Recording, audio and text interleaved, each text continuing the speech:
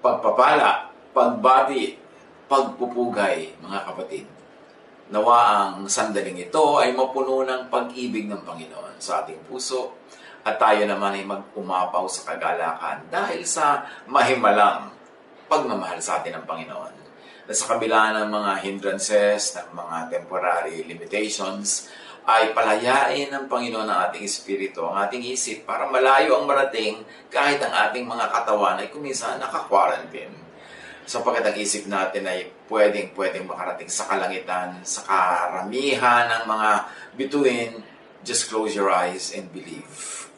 Yan ang mahalaga sa spirituality natin because the Spirit can transcend matter. The Spirit can transcend physical limitations. At kung ano man ang mga limitations ay binibigay sa atin ngayon ng temporary setback sa ating paligid, lampasan natin yan in spirit. Close your eyes. Believe. Be with the Lord. Fellowship with one another in spirit. At yan ay magiging very, very truthful sa ating damdamin, sa ating puso. Ang pag-aaral natin ngayon, pinamagatan nating hilahin pababa. Ano nga ba ikihilahin na yan? Pababa. Mark 6:1. Jesus left there and went to his hometown, accompanied by his disciples. So kagagawa lang ni Jesus ng mga himala, kagilagilalas, pinagkakaguluhan siya ng mga tao, sinusundan, dinudumog, tapos umuwi siya sa kanyang bayan, ang kanyang hometown. Mark 6:2. When the Sabbath came, he began to teach in the synagogue, and many who heard him were amazed. Where did this man get these things? They asked. So nagulat, na-impress ang mga nakikinig sa kanyang pagtuturo. In other words, ang turo niya, yung mensahe at paraan ng pagde-deliver ng mensahe, unusual. Different. Out of the box. Kasi kung kamukha lang siya ng iba sa mensahe, kung kamukha lang siya ng iba sa paraan ng pagmemensahe, at yung sinasabi niya ay yung mga sinasabi din ng iba, di wala namang mai-impress noon, wala namang hahanga, walang makakapansin, kasi katulad lang siya ng karamihan. Pero ito, nagulat ang mga tao sa kanyang kakaibang kapangyarihan. Kapangyarihan ng diwa ng mensahe niya, at kapangyarihan ng paraan niyang magsalita, para ang mensahe niya ito ay maparating sa mga nakikinig. What's this wisdom that has been given him? Tanong nila. So, ang napansin nila, wisdom. Siyempre naman, kung teacher ka, speaker ka, dapat wisdom ang pangunahin mong dala-dala. No, kung may mapapansin sa'yo, wisdom muna above all else. At alam nila na ang wisdom ay ipinagkakaloob. Kaya sabi nila, what's this wisdom that has been given him? Ang true wisdom ay giver, at yun ay Diyos. At ang true wisdom, hindi yan na pag-aaralan, yan ay ipinagkakaloob ng Diyos. Magaman, yung ating alam, yung ating knowledge, yung ating experience, yan ay pwedeng kapitan ng wisdom. Kasi yung wisdom naman, hindi naman tutubo sa vacuum yan. Kailangan parang halaman yan, mayroong lupang kapitan, may hangin na ito ay mahigop, may mga nutrients na kailangan ito ay magamit. Ganon din ang wisdom. Kailangan may knowledge ka naman para mayroong building blocks of wisdom. Pero ang mahalaga, alam ng mga tao na ito ipinagkakaloob. Sabi, sino ang nagkaloob sa kanya? Bakit ganito ang wisdom na ipinagkaloob sa kanya? Kakaiba sa lahat ng ating mga guro, kakaiba sa lahat ng mga nakasanayan nating narinig day in and day out, year in and year out. What are these remarkable miracles he is performing? Dagdag pa nila. So yung mga pinagsasasabi ni Jesus at tinuturo niya na out of line, kakaiba, out of the box, ito naman ay pinatitibay ng mga himala. Miracles to prove the correctness of His different and powerful message. So may confirmation na Diyos ang nagbibigay sa kanya ng kanyang mga katuruan kasi may kakambal pa tong miracle. At kung nung araw yung miracle ay gumagaling ang mga physical sakit ng mga tao, gumagaling ang kanilang mga emotional sakit, parang napapalaya sa mga demonyo sa kanilang puso, nakakalaya sila sa kanilang mga depression, marami pang ibang uri ng miracle to confirm the correctness of a message or a messenger, yung nakakapagpagaling spiritually. Yung mga dating spiritual prisons na lalabasan, spiritual chains, yung mga dating life of constant gloom and negativity, yung life of constant failure in the sense that you are fruitless in your spiritual quest. Pagka ang tao ay nakalampas din dyan, himala rin yun. Maraming anyo, maraming hugis, kulay, maraming amoy ang himala. So itong himala ng pinagagagawa ni Jesus ay nagiging patunay. Kasi syempre kakaiba ang message niya. Saan tutungtong yun, saan sasandal para kumuha ng patunay sa himala. In other words, si Jesus ay angat sa ibang teacher na nakasanayan ng mapakinggan ng mga tao. Angat siya sa karaniwan at kumbagay nag-uusap-usap yung mga tao doon sa synagogue, angat sa atin. Angat sa atin ang Jesus na ito. Kakaiba siya. At kung yung mga ibang nangaral na doon, nagtuturo doon ay magpupulong-pulong, mapapansin nila na, bakit naman tayo hindi na-appreciate ng ganyan? Tapos siya na-appreciate, angat siya sa atin. At syempre, pagka ganon, ang magiging reklamo ng maraming tao, hindi na ma-reach ang Jesus na ito. Kakaiba na siya.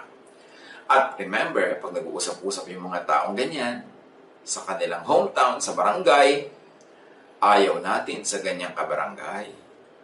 Parang ini-imagine natin sinasabi nila. Ayaw natin sa ganyang kababayan. Bakit? Ito nangyayari noon, kahit ngayon.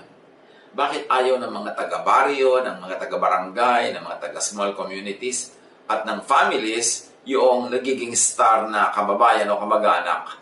Kasi ayaw ng small minds ang ka-hometown na nagiging big time. Tapos, di na ma-reach. Yan ang reklamo ng marami eh. Subukan mong umasenso, tumaas ang iyong pwesto, lumaki ang iyong kita, subukan mong yumaman, subukan mong maging sikat, maging makapangyarihan, sasabihin ng mga tao, yung mga kababata mo, mga kamag-anak mo, mga pinsan mong kabarkada ng araw, sasabihin nila, di ka na ma-reach. Pagka gusto ka nilang yayain at hindi ka pwede, hindi ka na ma-reach. Pag gusto ka nilang puntahan sa opisina mo at kailangan pa ng appointment, hindi ka na ma-reach. Kasi ayaw ng small minds ang umaangat ang dating ka-level. Lalo kung nagbabago ito. Eh, siyempre, magkakaroon ng pagbabago. Paano naman siya aasenso kung hindi siya nagbago? Kaya nga siya umasenso, merong nabago sa kanya. At kaya yung mga kababayan niya, kababata niya, hindi umasenso. Kasi walang nabago sa kanila. Para umasenso, kailangan may pagbabago. Pero, while people try to celebrate your success, ayaw nila na may nagbago sa'yo. Imposible yun. Kasi hindi ka magtatagumpay mula sa pinanggalingan mo kung hindi ka patuloy magde-develop at magbabago. At ganoon na nangyari kay Jesus. Ang gusto lang ng mga taong kababata niya, tulad din nung araw na mga bata pa sila. Pero marami na nangyari sa buhay ni Jesus. At marami na ibinigay sa kanyang ama na karunungan, kapangyarihan. Alam nga namang hindi siya magbago. Ang gusto ng small minds, ang dating ka-level ay maging big time, pero dapat hindi magbago. Dapat rich pa rin para madaling maakyat, magamit, at maipagyabang. Yan ang gusto ng mga hindi umasenso na yung mga kababata nila, kababaryo nila, kabarangay nilang umasenso, kayang-kaya pa rin nilang kaladkarin, yayain, at kakain kasama nila tulad ng araw, walang nagbago. Ang kinakanta tulad din ang kinakanta nila nung araw, walang nagbago. Ano yun? Napaka-imposibleng maganap. Kasi kung walang nagbago sa kanya, dapat pare-pareho pa rin sila ng katayuan sa buhay. May nagbago, kaya nga nagbago Pero pag mataas na siya, small minds, anong gagawin nila? Hihilahin pababa para ka-level lang ulit. Paano nila ginawa yun kay Jesus? How did they do that to Jesus na hinihila siya pababa para bumalik sa level nila? Mark 6:3, sabi nila, isn't this the carpenter? Matapos silang purihin ang purihin, kakaiba ang kanyang ginawa, kakaiba ang kanyang turo, kakaiba ang kanyang kapangyarihan, bigla nilang sinabi, isn't this the carpenter? So pwede nating imaginein, these are the same people na sineselebrate nila yung kadakilaan ni Jesus una, tas ngayon biglang papababain nila. Or pwede rin isipin na may dalawang pangkat. Yung pangkat na hangang-hanga kay Jesus, gustong-gusto yung mga nangyaring pagbabago, at may pangkat number 2, yung nagtatanong ng mga tanong na ito. Sabi nila, isn't this the carpenter? Ang ibig sabihin ng tanong na yan, di ba, ordinary lang naman siya. Di ba carpenter yan?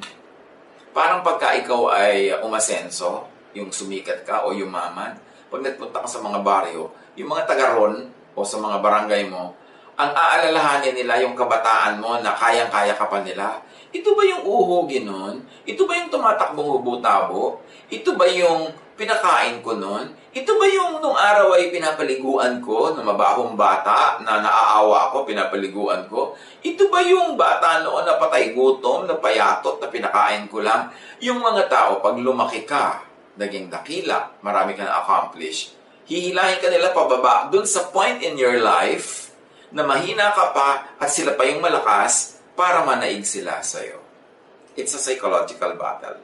Kaya kitang-kita mo yung mga gustong sumakay sa iyong success, aalalahanin nila nung yung pamilya nyo, binagyo, nagdugo ang bahay nyo, at kinupkup ka nila sa kanilang silong, sa kanilang bahay. Yun ay para bumalik sila sa time na sila yung makapangyarihan at ikaw yung mahina. May psychological war going on. Kasi yung mga taong polite, yung mga taong tunay na sineselebrate nila yung success mo, hindi na nila uungkatin yung panahon na ikaw ay hubo-tabo, ikaw ay payatot, ikaw ay may sakit, ikaw ay mahirap. Kasi, hindi naman yun masyadong glamorosong alalahanin. At kung may aalala ng ganon, dapat ikaw na umasenso. Sasabihin mo, ay kayo po yung nagpakain sa amin nung gutom kami. Kayo po yung kumupkup sa amin nung kami ay giniginaw at kami nawala ng bahay. Pero para doon sa tumulong ang umungkat doon, meron siyang ina-accomplish. Ina-assert niya yung superiority niya over you. And because ngayon, hindi na siya superior, kailangan bumalik siya sa past para yung panahon na superior siya, yun ang sariwain at maging bida siya. So sabi nila, isn't this the carpenter? May nagtanong naman, isn't this Mary's son? O, pansinin natin not Joseph's son. Sa Israel, laging son of, anak ni ganitong tatay ang pinag-uusapan. Bakit kay Jesus? Ngayon si Jesus ay makapangyarihan, si Jesus ay celebrated at magaling, kinikilala. Ang inungkat nila is that he was Mary's son, not Joseph's son, ang in-emphasize. May intriga dito Pampababa kay Jesus ito. Hindi pampataas. Remember, merong malaking doubt about the paternity of Jesus. Kaninong anak nga ba siya? Remember, dalaga pa si Maria ay biglang nagdalang tao. Tapos pumunta sa kay Elizabeth. Pag-uwi niya, 6 months or 3 months later, whichever of the two, basahin nyo na lang yung scripture, buntis na siya 3 months later. So, si Joseph, nung nalaman yon, gusto nang huwag ituloy ang kasalan. Kasi nag-doubt si Joseph kung sino ang ama ng bata. At syempre, hindi lang si Joseph. Kahit pinakasalan ni Joseph si Maria, marunong pa rin naman magbilang yung mga tao sa baryo nila ng mga buwan at mga linggo. Kaya nung nanganak si Maria, lalo pa may chismis na nawala siya ng ilang buwan, natural, binabantayan nila. At nung nanganak siya nang wala sa panahon, kulang sa bilang dahil nagdadalang tao na siya nung pakasalan siya ni Joseph, natural ang conclusion nila, sino ang anak, ang ama ng bata? Sino ang ama ni Jesus? At yun ay maaaring isang uri ng chismis, isang uri ng bagay na issue tungkol kay Jesus all his life. Kaya naiintindihan niya yung mga taong may mga ganitong issues at love niya may mga ganitong issues. Pero yung mga malisyosong taga-barangay nila, isn't this Mary's son? So inuungkat nila yung past na again, Mary was in a very disadvantaged and weak position in relation to the position of everybody else in that village. At dagdag ng iba, isn't this the brother of James, Joseph, Judas, and Simon? apparently, yung mga ibang biological children ni Mary by Joseph. Na ang tunay na kahulugan ng tanong na ito, hindi ba kapatid siya ng mga ordinary lang tulad natin? Ayan si James, ayan si Joseph, ayan si Judas, ayan si Simon. Hindi naman sila mga sikat, hindi naman sila pinag-uusapan. So, di ba kapatid yan? Kapatid nila si Jesus. Meron naman mga tao, pagka ayaw nilang i-celebrate ang iyong accomplishment, kakalad ka rin ka pababa in relation to your brothers and sisters. So, aalalahanin nila, kung sikat nga yan, pero may kapatid naman yan. Napariwara. Sikat nga yan, pero may kapatid naman siya, mahirap. Pambihira naman yan, mayaman, may kaya, tapos yung mga kapatid niya, gusgusin, mga gutom. So, they will charge against you the lack of success of your brothers and sisters para lang pababain ka nila. Yan yung mga malicious styles of people. At dagdag pa ng iba, aren't his sisters here with us? O hindi ba yung mga kapatid niya, hindi nga binanggit ang pangalan kung ilan yung mga sisters na ito, at least 2. Ibig sabihin, wala naman sila talagang sinabi sa buhay noong mga panahon na yon. So, ang tinutumbok lang ng lahat ng nag-uusap na ito tungkol kay Jesus ay wala namang special sa kanila. Therefore, wala rin special sa kanya. Kasi magkakapatid sila eh. At sabi ng Bible, and they took offense at him. Na-offend na sila na, sino nga ba yan? Kala mo naman niya kung sino?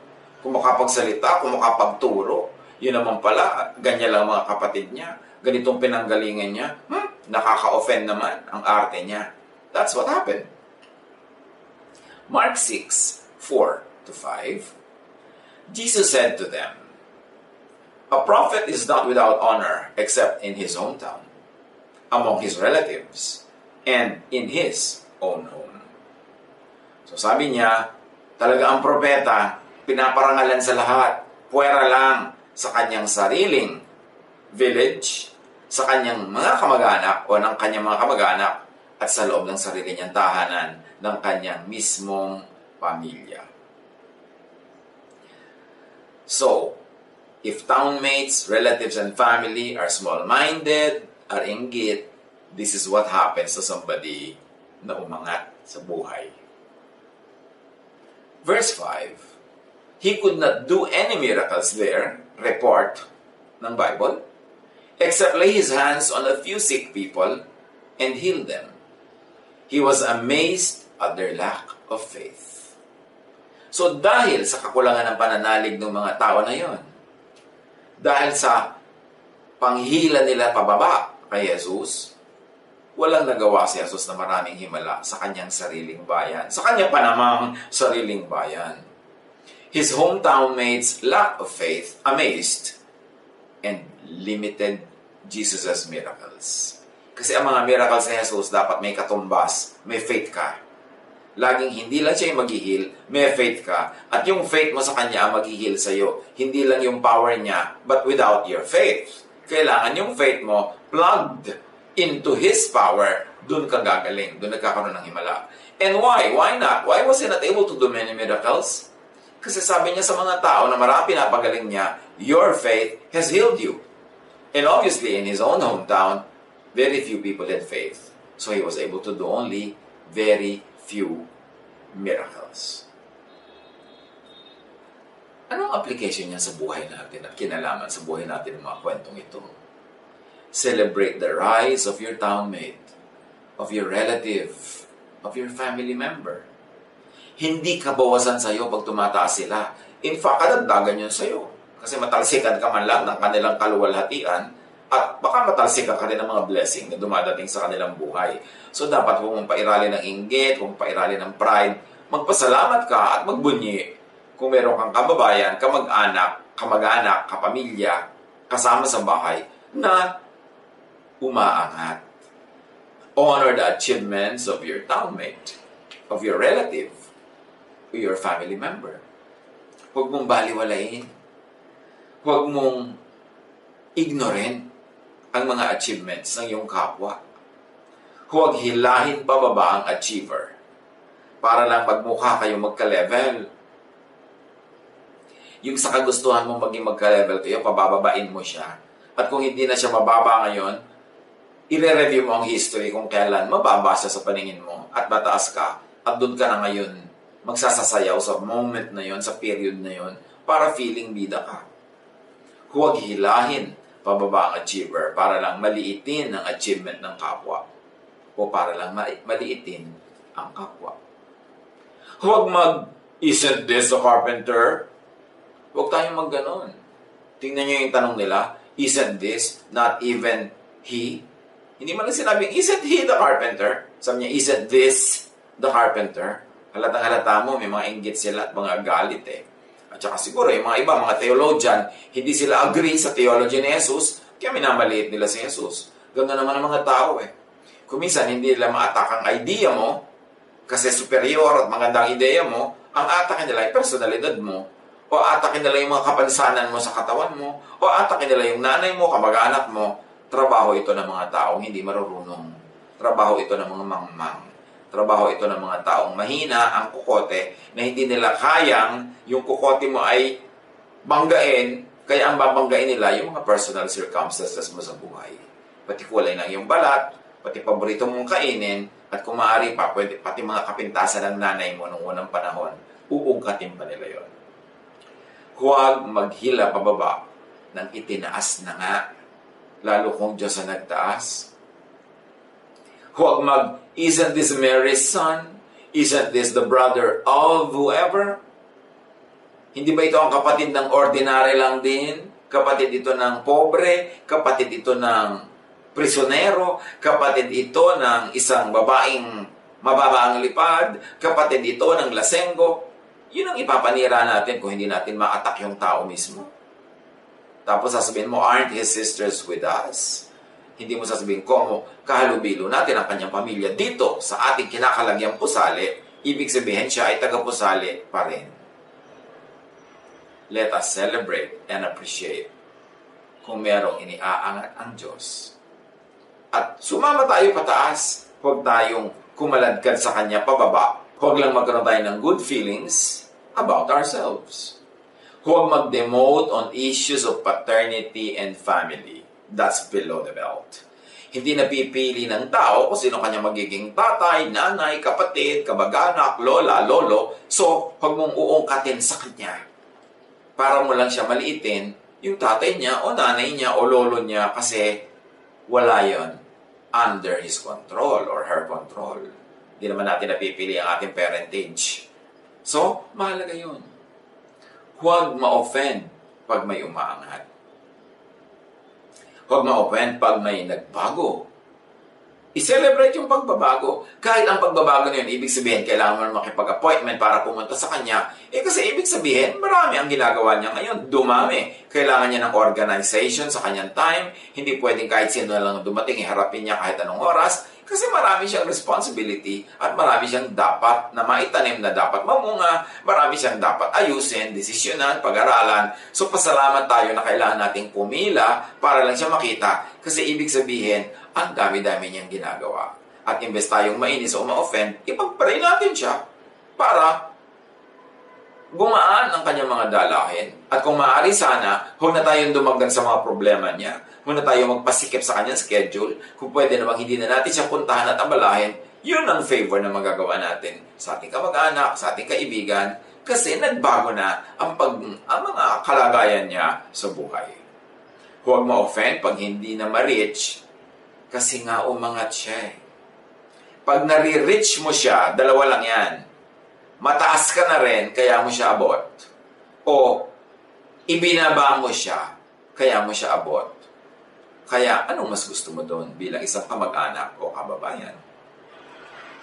Kasi kung hindi siya nagbago, kung rich na rich pa rin, isa lang ibig sabihin, hindi umangat. Gusto mo yon, pareho lang kayong nakasayad pa rin sa pusali. Pareho lang kayong wala pang nangyari, pareho kayo wala na-accomplish. Mas gusto mo ba yan? O kahit hindi mo na siya ma-reach pero malayo ang narating niya, and who knows, matulungan ka rin naman niya. At kahit hindi ka pa niya matulungan dahil sa malayo niyang narating, wala namang nawala sa iyo na may narating siyang malayo. Dahil sa kakulangan ng pananalig, dahil sa paghila nila pababa kay Jesus, hindi sila lubos na nakinabang. tulad ng ibang bayan na pinuntahan ni Jesus. Hindi na bless ang karamihan sa kanila. Bago naganap itong ating pinag-aaralan, the bleeding woman just got healed. Jairus' daughter, who died, was just raised to life. Yun ang naganap. Dapat nangyari rin yun sa sarili nilang bayan. May mga patay din na nabuhay, may mga dinudugo na gumaling, may mga may sakit na napalaya sa mga sakit. Pero, sayang. Dahil minaliit nila si Jesus, hinila nila pababa, sila yung lalong napababa at sila ang nawalan. Let your faith be a blessing to your community. Kung may mga nanalig lang doon, na-bless sana yung buong community. Tulad nung pupunta yung mga anghel sa Sodom. Sabi ni Abraham, kung meron po bang 50 dyan na mabuti, sisirain nyo pa ang lungsod. Sabi ng mga anghel, hindi na. 4 na po, hindi na rin. 3 po, 2 po, hanggang 10 na lang, hindi na rin. Kung may 10 lang sana doon, di sana yung buong city na safe. Ganito rin sa bayan ni Jesus. Kung meron lang sanang 10 nanalig, ang daming nangyari. Pero hindi, may 10 kontrabida o mahigit pa. Hinihila nila si Jesus pababa. Ang nangyari, sila ang nalugmok, lubog pa sa lupa. Let your faith be a blessing to your community, and do not let your lack of faith be a liability to your community. Acts 16:31, they replied, believe in the Lord Jesus, and you will be saved, you and your household. So maraming nadadamay pataas pag nananalig tayo kay Jesus. At tayo at ang mga idadamay natin, dumarami pag hinihila natin pababa si Jesus. Be a faith asset, not a liability. Sa barangay, sa pamilya. Manalig, manalangin. Kasi pag yan ang ginagawa natin, ang ating bahay, sambahayan, ang ating pamilya, ang ating community, ang bayan, nakikinabang. Meron tayong magandang pananagutan sa isa't isa to lift each other up to Jesus. But that cannot be done kung si Jesus mismo ang hihilahin pababa, o yung mga tunay na nanalig kay Jesus ay hihilahin pababa, o yung mga tunay na nagtuturo ng tunay na mga katuruan ni Jesus ay hihilahin pababa. Ang mangyayari, little will happen, halos walang miracle na magaganap, ang lahat malulugi. Pag-isipan, i-apply sa buhay, sa ating spiritual life, social life, family life, community life, social life. Hanapan ng paglalapat ang mga magagandang aral sa leksyon na ito. God bless us all.